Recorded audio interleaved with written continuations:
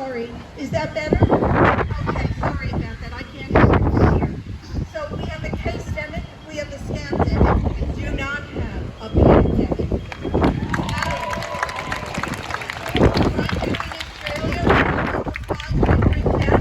That have been reported since the 22nd of February when the vaccination, when I shouldn't call it vaccination, but the experimental genetic modification, 514 deaths and less than 100 deaths reported nationwide to whatever they're calling COVID-19, which we know is not.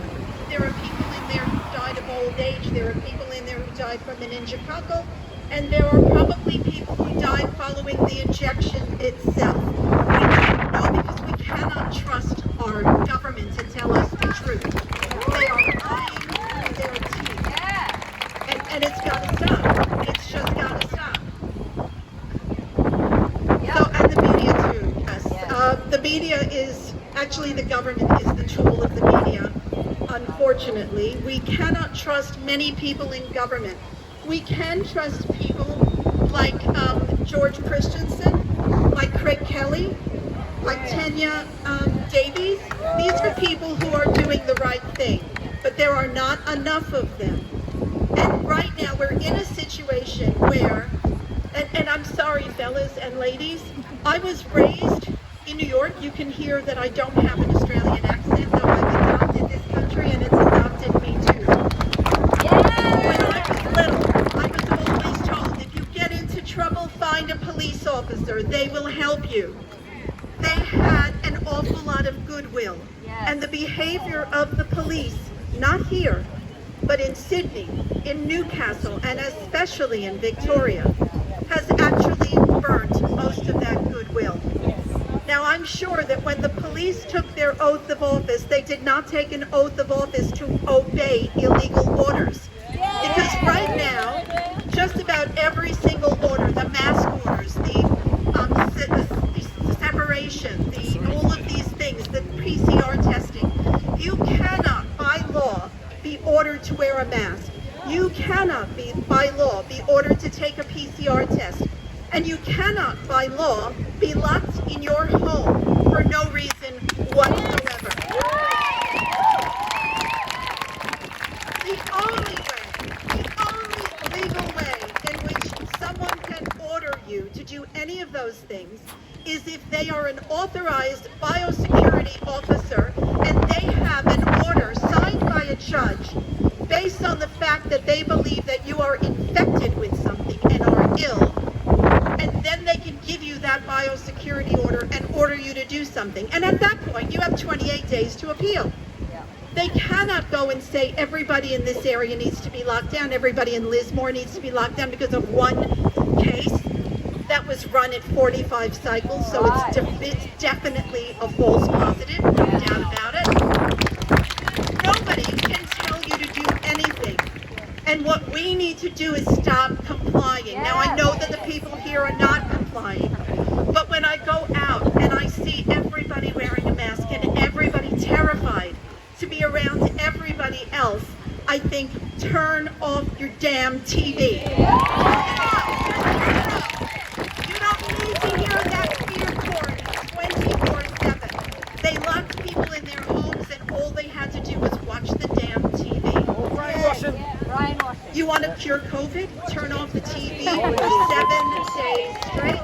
COVID is gone. I can guarantee it. I can absolutely guarantee it. And we who know what is happening, we who are aware of the lies that have been told to us, we need to be the conduit for sharing this information. I know it's scary. I know that you think that people are going to attack you, and they may attack you. They may say what a terrible thing you are, how selfish you are for wanting to actually have an informed choice, how wrong it is to decide that this is your body and you should be able to say what goes into it and what doesn't. If you cannot decide what goes into your own body, you are a slave. That's all you are. And I am not a slave. Is anybody here a slave? No, we're not. We are not slaves. We are not chattel to the government. We are free and sovereign Australians. Right now, we are free and sovereign Australians under the tribes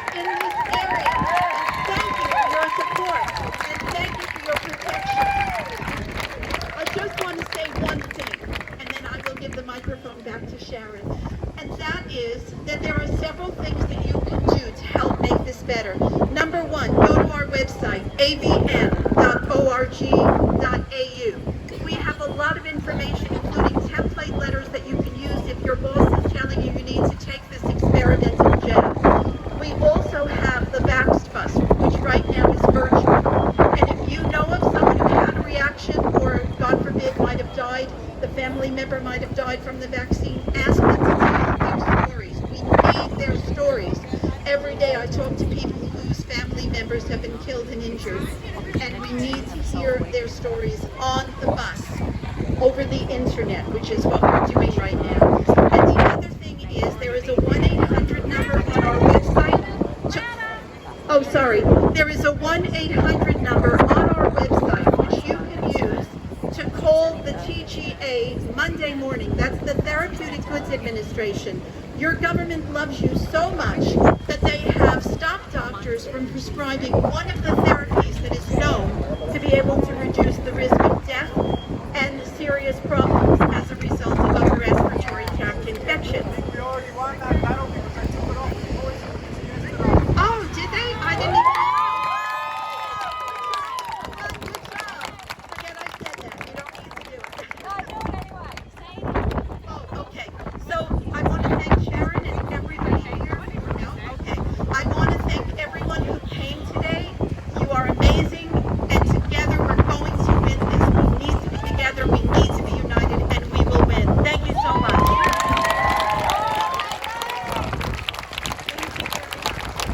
Can everybody hear me okay? I'd like to take a few seconds, maybe a minute, to acknowledge all the people that have committed suicide since the lockdowns. I lost a very close best friend. I'm sure everybody here knows someone. The suicide rates have been manipulated. But we also just want to take a moment for those that have really been stressed. It's been a hard road. So if you could just take a minute, close your eyes or your hand on your heart, I'd really appreciate that. And just acknowledge those people that have left. Whoops, running on battery now. Just take a moment, take a deep breath.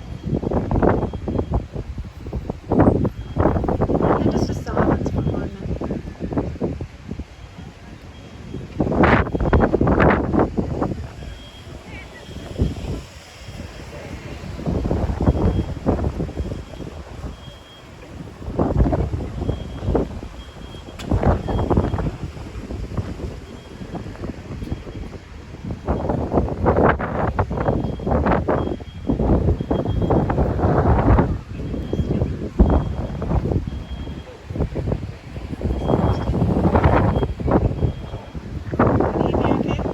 Okay. All right. Thank you, everybody. So the casualties has been a lot. We've all had this affect our lives. So I've lost a good friend, a couple, lost 2 businesses. We are very special people, all of us standing here, especially with our wonderful people from Pakistan. They're acknowledging us. We need to acknowledge them. And the reason we are special, and you've probably seen this little clip that's going around, and on that little clip, he says, wow, wow, we're really special. With this mass hypnosis, we did get hypnotized. Well done.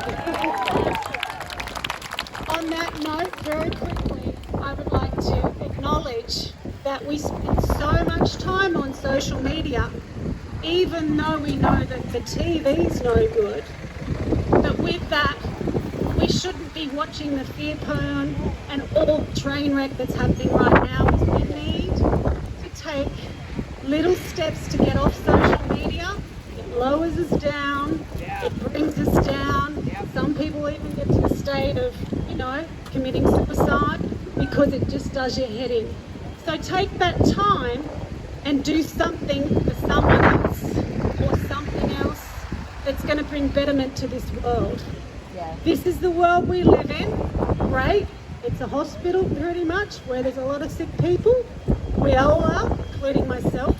Let's take those steps, getting on social media and get on some good networks, make some positive change, take those little steps, little bit by little. We've got a lot of hypnosis going on, and what are we going to do about it? That's one of the biggest things. So if you're sitting back and on those social media outlets all the time, you're part of the problem as well. So with that, there's a gentleman I'd like to bring up. There's a dentist. Thanks very much. G'day ladies and gentlemen. I'm a registered health professional in Queensland. Well, I live in New South Wales. And earlier in the year, every health professional in this country who is registered with the Australian Health Professionals Regulation Agency, including me, and I have it in my inbox to prove it, received an email from them which said, you must not say anything to any of your patients if it is saying anything negative about the government's vaccination campaign.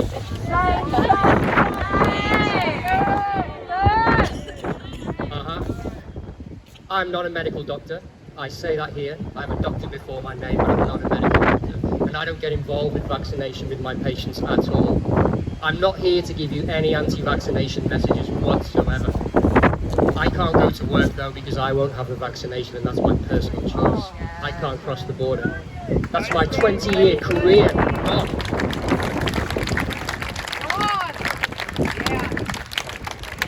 This isn't about me though. This is about you guys. You need to know that when you go to your medical doctor, unless they want to risk losing their license,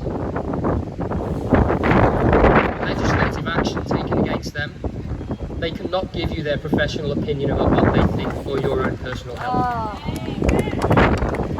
So they might be giving you their truth. Some of them do believe the vaccine's great, and that's okay. That's their own medical personal opinion. But when I go to 3 different doctors for a health problem, I want to have the opportunity of having 3 different opinions.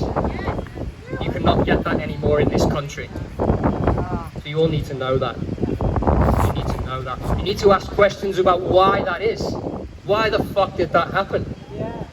Why did that happen? This has never happened before. This is something that's new.